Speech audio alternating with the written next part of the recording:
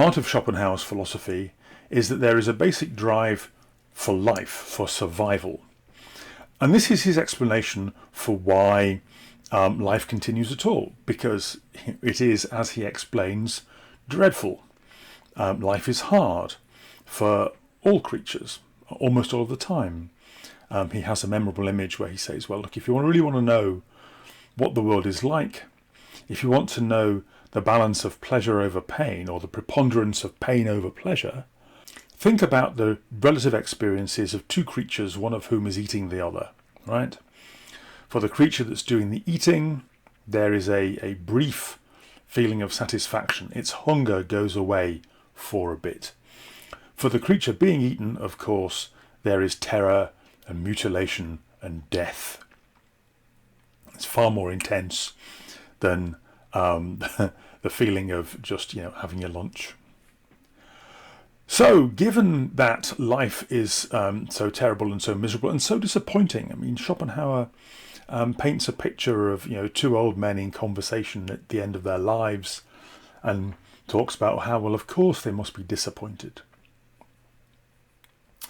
Well, says Schopenhauer, there's just a basic drive to live, that people resist the temptation to lie down and die, even if they're in terrible circumstances. And that goes for the individual, but also for the species, that there is an urge to reproduce, which has no rational basis, right? Rationally, the best thing you can do for your children, says Schopenhauer, is not have them. But people have children anyway. Why? Well, because, there is an unthinking drive. Nietzsche says, well, this is kind of almost right. But the drive is not for bare existence. The drive is for power. All creatures want to vent and flex and increase their power, right? Both in their own lifetimes and in the form of procreation. Humans are different because humans are aware of the feeling of power. So, whereas, non-human animals, whether they're higher animals like, baboons, which, might have some awareness of being top baboon, or whether they're fish or something, all want to get stronger and exercise their strength, perhaps by dominating other members of their own species, or just by becoming bigger and stronger, right? Or by breeding. Human beings are aware of the feeling of power. And so we want three things, really. We want to be more powerful. We want the will to power to increase. Well, whether we want it is another question, but you're healthier if your will to power is more intense, right? If you followed Schopenhauer's advice and damp down your passions so that your will to power is, on a very low light, gas mark 1 or something, well, that's unhealthy. That's heading towards death. Much better if your will to power is kind of blazing. But also what we want is the feeling of powerfulness. And these things can come apart, right? It's easy to see how these three things might be separate. So, you might in fact be very powerful. You might be physically strong, but not be aware of it. So you might be physically strong, but your desire to become stronger still might not be very strong, because you're kind of satisfied.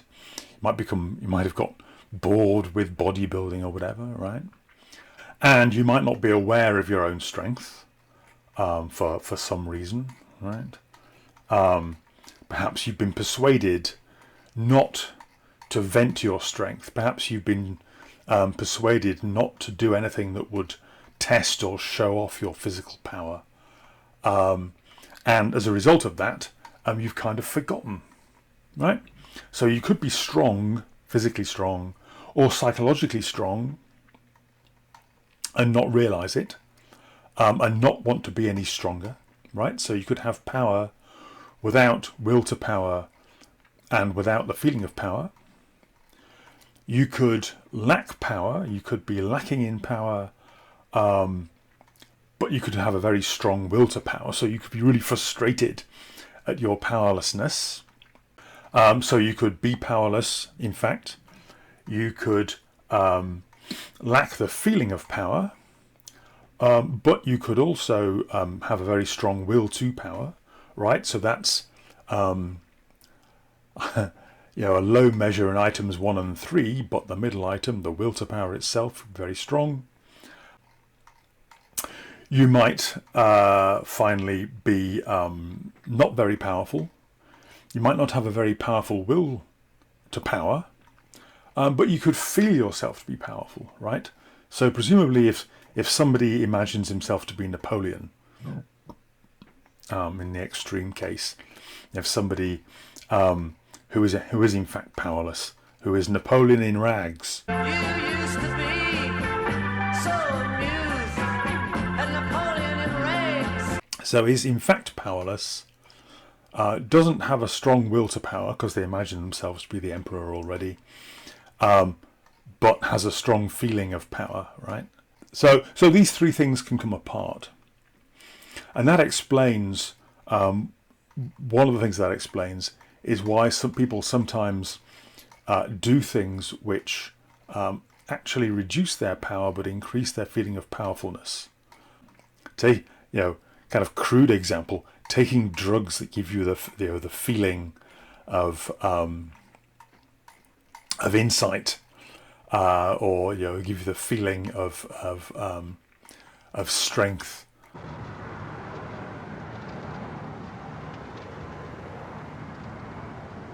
Of euphoria, right?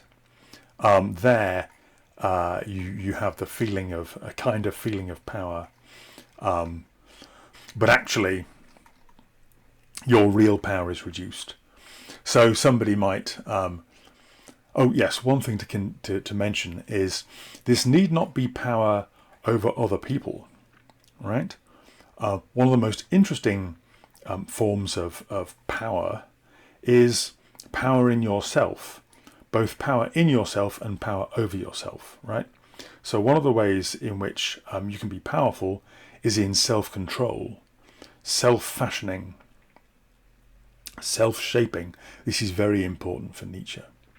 But also, there's the sense of your capacities, right? Your physical strength, your emotional strength, your artistic capability, or your skill. Now, here, what Nietzsche has to say about our will for power intersects with some slightly more humdrum psychological results. Because there are 3 ingredients for a happy workforce, right? People engaged in work are engaged and enjoy job satisfaction if 3 things are in place. One is the feeling that their work is worthwhile. The second is a feeling of autonomy.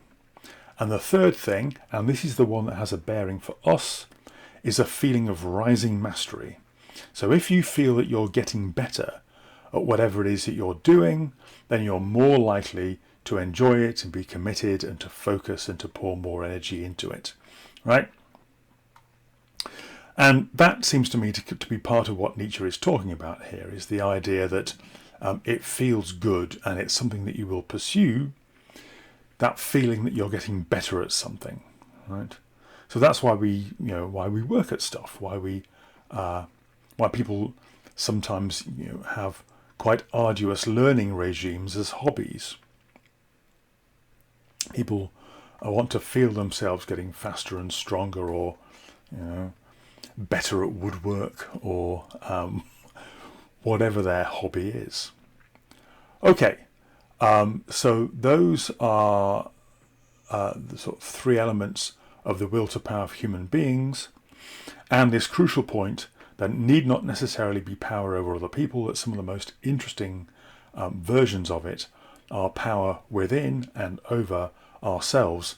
And notice how that connects with what we were saying when we were reading Schopenhauer as educator, that, well, if some readings are right, Nietzsche throws out this challenge to all of us to try and find the better versions of ourselves. And part of the motivation for that, because, it is terribly hard work, as he explains, part of the motivation for that is in the will to power, that taking on your life, your character, as a work of art and trying to improve it and work on it, well, part of the psychological motivation for that is increasing feeling of power over yourself.